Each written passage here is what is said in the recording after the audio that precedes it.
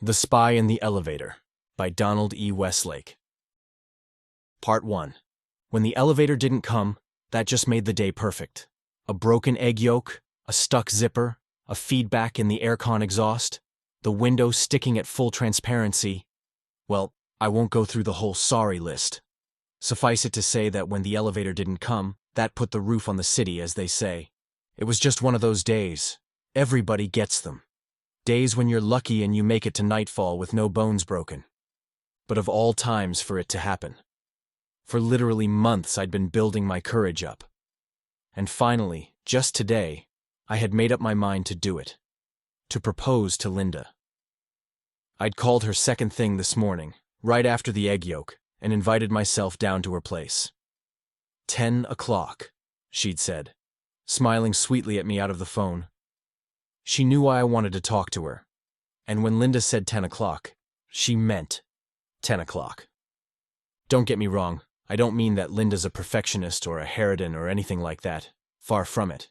But she does have a fixation on that one subject of punctuality, the result of her job, of course. She was an ore sled dispatcher. Ore sleds, being robots, were invariably punctual. If an ore sled didn't return on time, no one waited for it. They simply knew that it had been captured by some other project and had blown itself up. Well, of course, after working as an ore sled dispatcher for 3 years, Linda quite naturally was a bit obsessed. I remember one time, shortly after we'd started dating, when I arrived at her place 5 minutes late and found her having hysterics. She thought I'd been killed. She couldn't visualize anything less than that keeping me from arriving at the designated moment. When I told her what actually had happened, I'd broken a shoelace. She refused to speak to me for 4 days. And then the elevator didn't come. Until then, I'd managed somehow to keep the day's minor disasters from ruining my mood. Even while eating that horrible egg, I couldn't very well throw it away, broken yolk or no. It was my breakfast allotment and I was hungry. And while hurriedly jury-rigging drapery across that gaspingly transparent window, 153 stories straight down to slag, I kept going over and over my prepared proposal speeches, trying to select the most effective one. I had a whimsical approach. Honey, I see there's a nice little non-P apartment available up on 173. And I had a romantic approach. Darling, I can't live without you at the moment. Temporarily, I'm madly in love with you. I want to share my life with you for a while. Will you be provisionally mine? I even had a straightforward approach.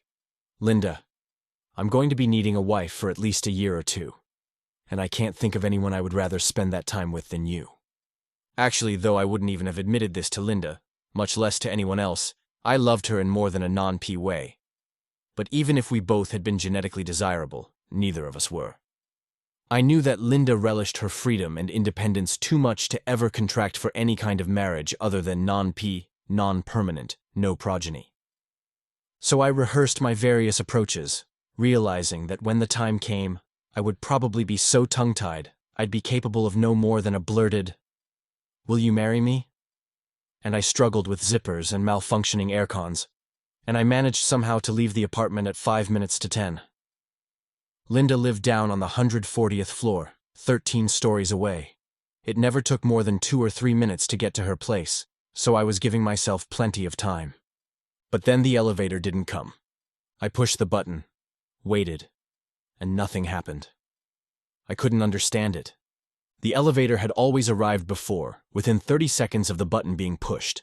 This was a local stop, with an elevator that traveled between the 133rd floor and the 167th floor, where it was possible to make connections for either the next local or for the express. So it couldn't be more than 20 stories away. And this was a non-rush hour. I pushed the button again, and then I waited some more. I looked at my watch, and it was 3 minutes to 10. 2 minutes, and no elevator. If it didn't arrive this instant, this second, I would be late. It didn't arrive. I vacillated, not knowing what to do next. Stay, hoping the elevator would come after all? Or hurry back to the apartment and call Linda to give her advance warning that I would be late. 10 more seconds, and still no elevator. I chose the second alternative, raced back down the hall, and thumbed my way into my apartment. I dialed Linda's number, and the screen lit up with white letters on black. Privacy disconnection. Of course. Linda expected me at any moment, and she knew what I wanted to say to her, so quite naturally she had disconnected the phone to keep us from being interrupted. Frantic, I dashed from the apartment again, back down the hall to the elevator, and leaned on that blasted button with all my weight. Even if the elevator should arrive right now, I would still be almost a minute late. No matter, it didn't arrive. I would have been in a howling rage anyway, but this impossibility piled on top of all the other annoyances and breakdowns of the day was just too much. I went into a frenzy and kicked the elevator door 3 times before I realized I was hurting myself more than I was hurting the door. I limped back to the apartment, fuming, slammed the door behind me, grabbed the phone book and looked up the number of the transit staff. I dialed, prepared to register a complaint so loud they'd be able to hear me in sub-basement 3. I got some more letters that spelled BUSY. It took 3 tries before I got through to a hurried-looking female receptionist. "My name is Rice," I bellowed. "Edmund Rice. I live on the 153rd floor. I just rang for the elevator and—" "The elevator is disconnected." She said it very rapidly, as though she were growing very used to saying it. It only stopped me for a second. "Disconnected? What do you mean disconnected? Elevators don't get disconnected," I told her. "We will resume service as soon as possible," she rattled. My bellowing was bouncing off her like radiation off the Project Force screen. I changed tactics. First I inhaled, making a production out of it, giving myself a chance to calm down a bit. And then I asked, as rationally as you could please, "Would you mind terribly telling me why the elevator is disconnected?" "I am sorry, sir, but that—" "Stop," I said. I said it quietly too, but she stopped. I saw her looking at me. She hadn't done that before. She'd merely gazed blankly at her screen and parroted her responses. But now she was actually looking at me. I took advantage of the fact. Calmly, rationally, I said to her, "I would like to tell you something, miss. I would like to tell you just what you people have done to me by disconnecting the elevator. You have ruined my life." She blinked, open-mouthed. "Ruined your life?" "Precisely." I found it necessary to inhale again, even more slowly than before. "I was on my way," I explained, "to propose to a girl whom I dearly love. In every way but one, she is the perfect woman. Do you understand me?" She nodded, wide-eyed. I had stumbled on a romantic, though I was too preoccupied to notice it at the time. "In every way but one," I continued. "She has one small imperfection, a fixation about punctuality. And I was supposed to meet her at 10 o'clock. I'm late." I shook my fist at the screen. "Do you realize what you've done, disconnecting the elevator? Not only won't she marry me, she won't even speak to me. Not now. Not after this." "Sir," she said tremulously, "please don't shout." "I'm not shouting." "Sir, I'm terribly sorry. I understand your—" "You understand?" I trembled with speechless fury. She looked all about her, and then leaned closer to the screen, revealing a cleavage that I was too distraught at the moment to pay any attention to. "We're not supposed to give this information out, sir," she said, her voice low. "But I'm going to tell you, so you'll understand why we had to do it.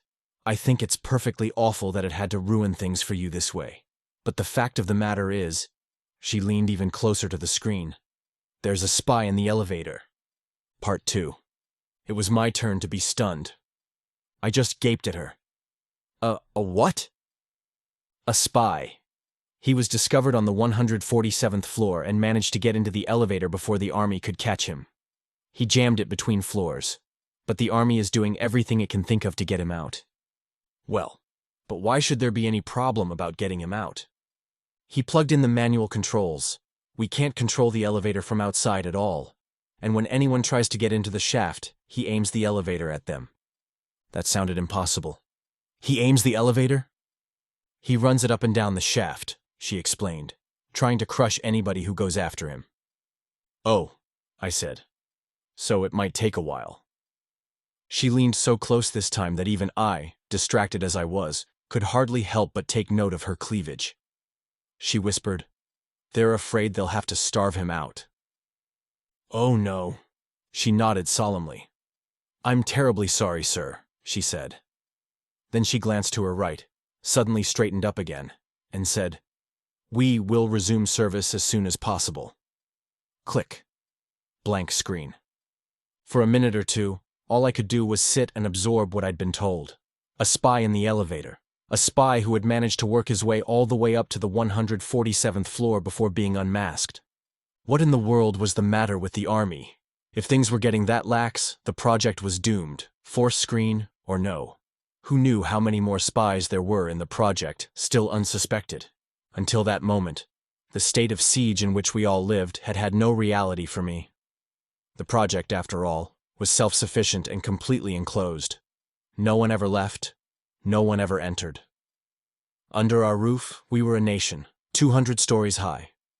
The ever-present threat of other projects had never been more for me, or for most other people either, I suspected, than occasional ore sleds that didn't return, occasional spies shot down as they tried to sneak into the building, occasional spies of our own leaving the project in tiny radiation-proof cars, hoping to get safely within another project and bring back news of any immediate threats and dangers that project might be planning for us.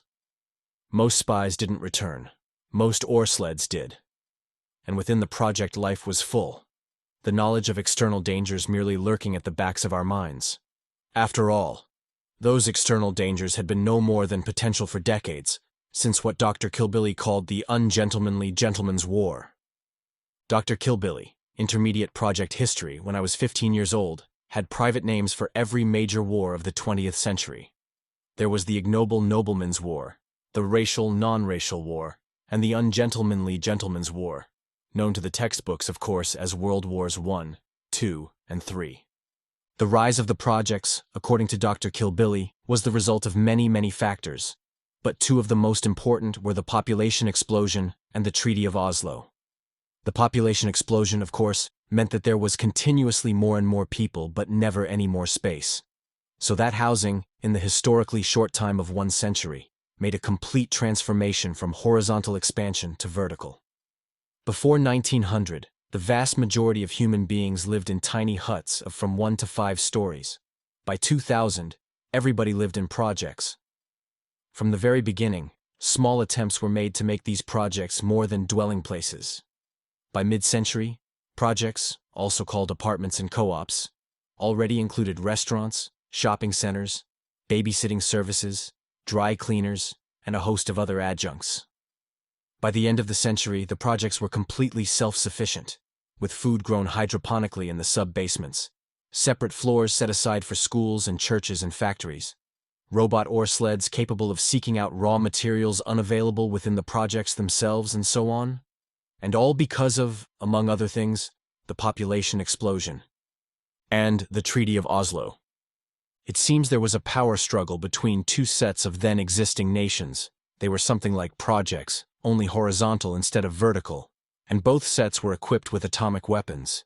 The Treaty of Oslo began by stating that atomic war was unthinkable, and added that just in case anyone happened to think of it, only tactical atomic weapons could be used. No strategic atomic weapons. A tactical weapon is something you use on the soldiers, and a strategic weapons is something you use on the folks at home. Oddly enough, when somebody did think of the war, both sides adhered to the Treaty of Oslo, which meant that no projects were bombed. Of course, they made up for this as best they could by using tactical atomic weapons all over the place. After the war, almost the whole world was quite dangerously radioactive, except for the projects. Or at least those of them which had in time installed the force screens which had been invented on the very eve of battle, and which deflected radioactive particles. However, what with all of the other treaties which were broken during the ungentlemanly gentleman's war, by the time it was finished, nobody was quite sure anymore who was on whose side. That project over there on the horizon might be an ally, and then again it might not. Since they weren't sure either, it was risky to expose yourself in order to ask. And so life went on, with little to remind us of the dangers lurking outside.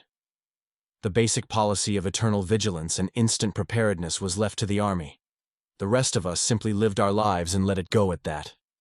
But now there was a spy in the elevator. When I thought of how deeply he had penetrated our defenses, and of how many others there might be, still penetrating, I shuddered. The walls were our safeguards only so long as all potential enemies were on the other side of them. I sat shaken, digesting this news, until suddenly I remembered Linda. I leaped to my feet, reading from my watch that it was now 10:15. I dashed once more from the apartment and down the hall to the elevator, praying that the spy had been captured by now, and that Linda would agree with me that a spy in the elevator was good and sufficient reason for me to be late.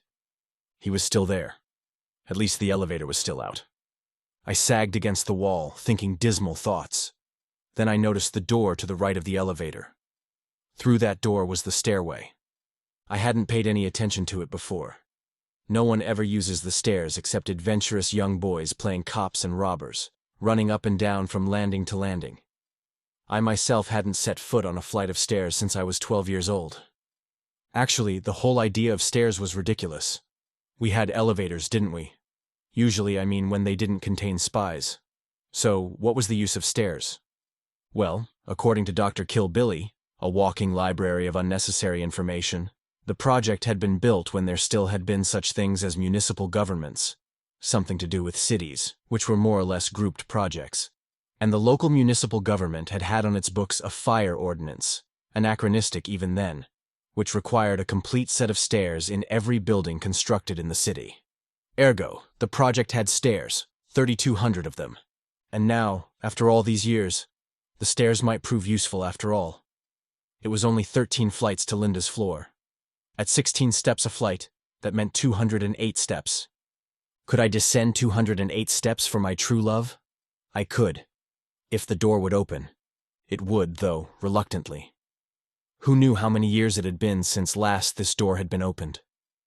It squeaked and wailed and groaned and finally opened halfway. I stepped through to the musty, dusty landing, took a deep breath, and started down. 8 steps and a landing, 8 steps and a floor. 8 steps and a landing, 8 steps and a floor. On the landing between 150 and 149, there was a smallish door. I paused, looking curiously at it, and saw that at one time letters had been painted on it. The letters had long since flaked away, but they left a lighter residue of dust than that which covered the rest of the door. And so the words could still be read, if with difficulty. I read them. They said, "Emergency entrance, elevator shaft, authorized personnel, only, keep locked." I frowned, wondering immediately why this door wasn't being firmly guarded by at least a platoon of army men. Half a dozen possible answers flashed through my mind. The more recent maps might simply have omitted this discarded and unnecessary door. It might be sealed shut on the other side. The army might have caught the spy already. Somebody in authority might simply have goofed. As I stood there pondering these possibilities, the door opened and the spy came out, waving a gun. Part 3. He couldn't have been anyone else but the spy. The gun, in the first place. The fact that he looked harried and upset and terribly nervous, in the second place. And of course, the fact that he came from the elevator shaft. Looking back, I think he must have been just as startled as I when we came face to face like that. We formed a brief tableau, both of us open-mouthed and wide-eyed. Unfortunately, he recovered first. He closed the emergency door behind him, quickly but quietly. His gun stopped waving around and instead pointed directly at my middle. "Don't move," he whispered harshly. "Don't make a sound." I did exactly as I was told. I didn't move and I didn't make a sound, which left me quite free to study him. He was rather short, perhaps 3 inches shorter than me, with a bony, high-cheekboned face featuring deep-set eyes and a thin-lipped mouth. He wore gray slacks and shirt, with brown slippers on his feet. He looked exactly like a spy. Which is to say that he didn't look like a spy. He looked overpoweringly ordinary. More than anything else, he reminded me of a rather taciturn milkman who used to make deliveries to my parents' apartment. His gaze darted this way and that. Then he motioned with his free hand at the descending stairs and whispered, "Where do they go?" I had to clear my throat before I could speak. "All the way down," I said. "Good," he said, just as we both heard a sudden raucous squealing from perhaps 4 flights down, a squealing which could be nothing but the opening of a hall door. It was followed by the heavy thud of ascending boots. The army! But if I had any visions of imminent rescue, the spy dashed them. He said, "Where do you live?" 153, I said. This was a desperate and dangerous man. I knew my only slim chance of safety lay in answering his questions promptly, cooperating with him until and unless I saw a chance to either escape or capture him. "All right," he whispered. "Go on." He prodded me with the gun, and so we went back up the stairs to 153 and stopped at the door. He stood close behind me, the gun pressed against my back, and grated in my ear, "I'll have this gun in my pocket. If you make one false move, I'll kill you. Now, we're going to your apartment. We're friends, just strolling along together. You got that?" I nodded. "All right, let's go." We went. I have never in my life seen that long hall quite so empty as it was right then. No one came out of any of the apartments. No one emerged from any of the branch halls. We walked to my apartment. I thumbed the door open and we went inside. Once the door was closed behind us, he visibly relaxed, sagging against the door, his gun hand hanging limp at his side, a nervous smile playing across his lips. I looked at him, judging the distance between us, wondering if I could leap at him before he could bring the gun up again. But he must have read my intentions on my face. He straightened, shaking his head. He said, "Don't try it.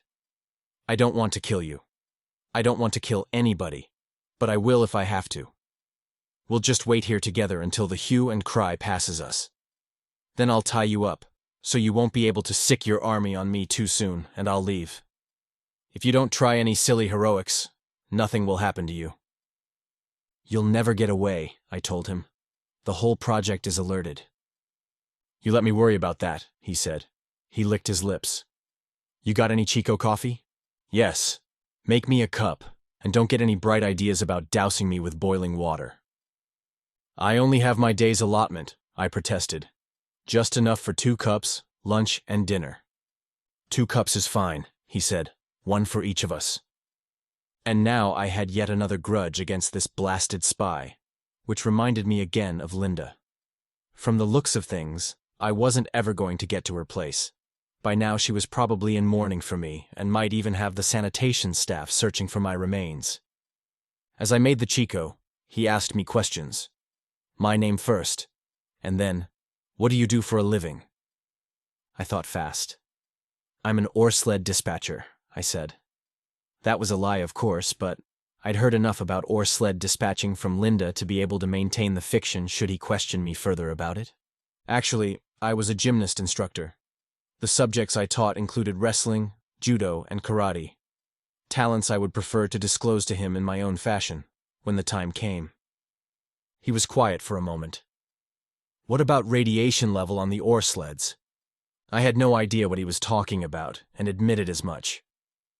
"When they come back," he said, "how much radiation do they pick up? Don't you people ever test them?" "Of course not," I told him.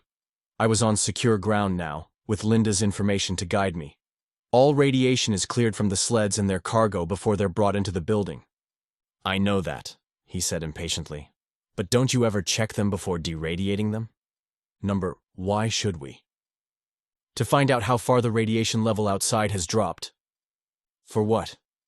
"Who cares about that?" He frowned bitterly. "The same answer," he muttered, more to himself than to me. "The same answer every time. You people have crawled into your caves and you're ready to stay in them forever." I looked around at my apartment. "Rather a well-appointed cave," I told him. "But a cave nevertheless." He leaned toward me, his eyes gleaming with a fanatical flame. "Don't you ever wish to get outside?" Incredible. I nearly poured boiling water all over myself. "Outside? Of course not."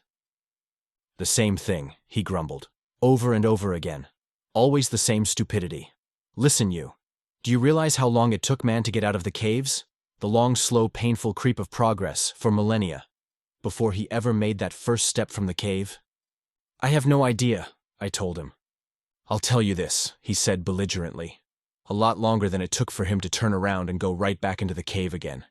He started pacing the floor, waving the gun around in an agitated fashion as he talked.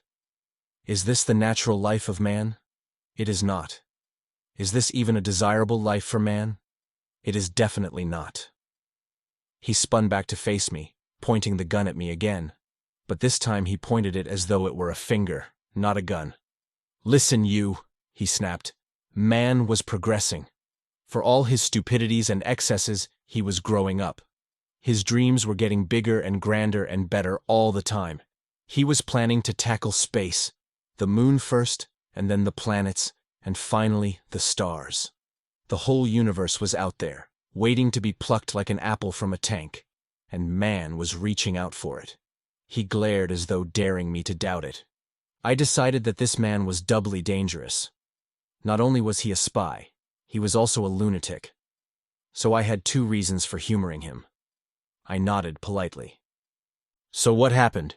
he demanded, and immediately answered himself. "I'll tell you what happened. Just as he was about to make that first giant step, man got a hot foot. That's all it was. Just a little hot foot." "So what did man do?" "I'll tell you what he did. He turned around and he ran all the way back to the cave he started from, his tail between his legs. That's what he did." To say that all of this was incomprehensible would be an extreme understatement. I fulfilled my obligation to this insane dialogue by saying, "Here's your coffee." "Put it on the table," he said, switching instantly from raving maniac to watchful spy. I put it on the table. He drank deep, then carried the cup across the room and sat down in my favorite chair. He studied me narrowly and suddenly said, "What did they tell you I was? A spy?" "Of course," I said. He grinned bitterly with one side of his mouth. "Of course, the damn fools. Spy. What do you suppose I'm going to spy on?" He asked the question so violently and urgently that I knew I had to answer quickly and well, or the maniac would return. I wouldn't know, exactly," I stammered. "Military equipment, I suppose." "Military equipment? What military equipment? Your army is supplied with uniforms, whistles, and handguns, and that's about it." "The defenses," I started. "The defenses," he interrupted me, "are non-existent. If you mean the rocket launchers on the roof, they're rusted through with age. And what other defenses are there? None." "If you say so," I replied stiffly. "The army claimed that we had adequate defense equipment. I chose to believe the army over an enemy spy."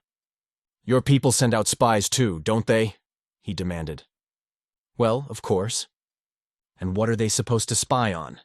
"Well..." It was such a pointless question. It seemed silly to even answer it. "They're supposed to look for indications of an attack by one of the other projects." "And do they find any indications? Ever?"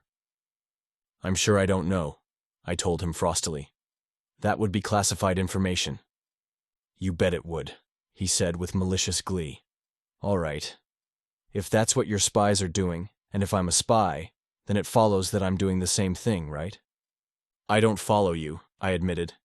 "If I'm a spy," he said impatiently, "then I'm supposed to look for indications of an attack by you people on my project." I shrugged. "If that's your job," I said, "then that's your job." He got suddenly red-faced and jumped to his feet. "That's not my job, you blatant idiot," he shouted. "I'm not a spy. If I were a spy, then that would be my job." The maniac had returned, in full force. "All right," I said hastily. "All right, whatever you say." He glowered at me a moment longer, then shouted, "Bah!" and dropped back into the chair. He breathed rather heavily for a while, glaring at the floor, then looked at me again. "All right, listen. What if I were to tell you that I had found indications that you people were planning to attack my project?" I stared at him. "That's impossible," I cried. "We aren't planning to attack anybody. We just want to be left in peace." "How do I know that?" he demanded. "It's the truth. What would we want to attack anybody for?" "Aha." He sat forward, tensed, pointing the gun at me like a finger again. "Now then," he said. "If you know it doesn't make any sense for this project to attack any other project, then why in the world should you think they might see some advantage in attacking you?" I shook my head, dumbfounded. "I can't answer a question like that," I said. "How do I know what they're thinking?" "They're human beings, aren't they?" he cried. "Like you, like me, like all the other people in this mausoleum?" "Now wait a minute." "No," he shouted. "You wait a minute. I want to tell you something. You think I'm a spy. That blundering army of yours thinks I'm a spy. That fathead who turned me in thinks I'm a spy. But I'm not a spy, and I'm going to tell you what I am. I waited, looking as attentive as possible. I come, he said, from a project about 80 miles north of here. I came here by foot, without any sort of radiation shield at all to protect me. The maniac was back. I didn't say a word. I didn't want to set off the violence that was so obviously in this lunatic. The radiation level, he went on, is way down. It's practically as low as it was before the atom war. I don't know how long it's been that low, but I would guess about 10 years at the very least. He leaned forward again, urgent and serious. The world is safe out there now. Man can come back out of the cave again. He can start building the dreams again. And this time, he can build better, because he has the horrible example of the recent past to guide him away from the pitfalls. There's no need any longer for the projects. And that was like saying there's no need any longer for stomachs, but I didn't say so. I didn't say anything at all. I'm a trained atomic engineer, he went on. In my project, I worked on the reactor. Theoretically, I believed that there was a chance the radiation outside was lessening by now, though we had no idea exactly how much radiation had been released by the atom war. But I wanted to test the theory, and the commission wouldn't let me. They claimed public safety, but I knew better. If the outside were safe and the projects were no longer needed, then the commission was out of a job, and they knew it. Well, I went ahead with the test anyway, and I was caught at it. For my punishment, I was banned from the project. They kicked me out, telling me if I thought it was safe outside, I could live outside. And if it really was safe, I could come back and tell them. Except that they also made it clear that I would be shot if I tried to get back in, because I would be carrying deadly radiation. He smiled bitterly. They had it all their own way, he said. But it is safe out there. I'm living proof of it. I lived outside for 5 months. And gradually I realized I had to tell others. I had to spread the word that man could have his world back. I didn't dare try to get back into my own project. I would have been recognized and shot before I could say a word. So I came here. He paused to finish the cup of Chico that I should have had with lunch. I knew better, he continued, than to simply walk into the building and announce that I came from outside. Man has an instinctive distrust for strangers anyway. The projects only intensify it. Once again, I would have been shot.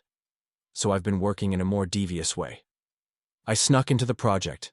Not a difficult thing for a man with no metal on his person, no radiation shield cocooning him. And for the last 2 months I've been wandering around the building talking with people. I strike up a conversation. I try to plant a few seeds of doubt about the deadliness of outside, and I hope that at least a few of the people I talk to will begin to wonder, as I once did. 2 months. This spy, by his own admission, had been in the project 2 months before being detected. I'd never heard of such a thing, and I hoped I'd never hear of such a thing again. Things worked out pretty well, he said, until today. I said something wrong, I'm still not sure what. And the man I was talking to hollered for army, shouted I was a spy. He pounded the chair arm. But I'm not a spy, and it's the truth. Outside is safe. He glared suddenly at the window. Why have you got that drape up there? The window broke down, I explained. It's stuck at transparent. Transparent? Fine. He got up from the chair, strode across the room, and ripped the drape down from the window. I cowered away from the sun glare, turning my back to the window. Come over here, he shouted. When I didn't move, he snarled, Get up and come over here or I swear I'll shoot. And he would have, it was plain in his voice. I got to my feet, hesitant, and walked trembling to the window, squinting against the glare. Look out there, he ordered. Look. I looked. Part 4. Terror. Horror. Dizziness and nausea. Far and away and far. Nothing and nothing. Only the glare and the high blue and the far, far horizon and the broken gray slag stretching out, way down below. Do you see? He demanded. Look down there. We're so high up it's hard to see, but look for it. Do you see it? Do you see the green? Do you know what that means? There are green things growing again outside. Not much yet. It's only just started back, but it's begun. The radiation is down. Plants are growing again. The power of suggestion. And of course, the heightened sensitivity caused by the double threat of a man beside me carrying a gun, that yawning, aching expanse of nothing beyond the window. I nearly fancied that I did see faint specks of green. "Do you see it?" he asked me. "Wait," I said. I leaned closer to the window, though every nerve in me wanted to leap the other way. "Yes," I said. "Yes, I see it. Green." He sighed, a long, painful sigh of thanksgiving. "Then now you know," he said. "I've been telling you the truth. It is safe outside." And my lie worked. For the first time, his guard was completely down. I moved like a whirlwind. I leaped and twisted his arm in a hard hammerlock, which caused him to cry out and drop the gun. That was wrestling. Then I turned and twisted and dipped, causing him to fly over my head and crash to the floor. That was judo. Then I jabbed one rigid forefinger against a certain spot on the side of his neck, causing the blood in his veins to forever stop its motion. That was karate. Well, by the time the army men had finished questioning me, it was 3 o'clock in the afternoon, and I was 5 hours late. The army men corroborated my belief that the man had been a spy, who had apparently lost his mind when cornered in the elevator. Outside was still dangerous, of course. They assured me of that. And he'd been lying about having been here 2 months. He'd been in the project less than 2 days. Not only that, the army men told me they'd found the radiation-proof car he'd driven, and in which he had hoped to drive back to his own project once he'd discovered all our defenses. Despite the fact that I had the most legitimate excuse for tardiness under the roof, Linda refused to forgive me for not making our 10 o'clock meeting. When I asked her to marry me, she refused, at length and descriptively. But I was surprised and relieved to discover how rapidly I got over my heartbreak. This was aided by the fact that once the news of my exploit spread, there were any number of girls more than anxious to get to know me better, including the well-cleavaged young lady from the transit staff. After all, I was a hero. They even gave me a medal. The end. Best audiobooks for free. Hopes that you have enjoyed this production of The Spy in the Elevator, Donald E. Westlake. Please subscribe to our channel on YouTube and Rumble, as your subscription is the support we need to create more great free content. Please look to our website at bestaudiobooksforfree.com for a complete list of our audiobooks.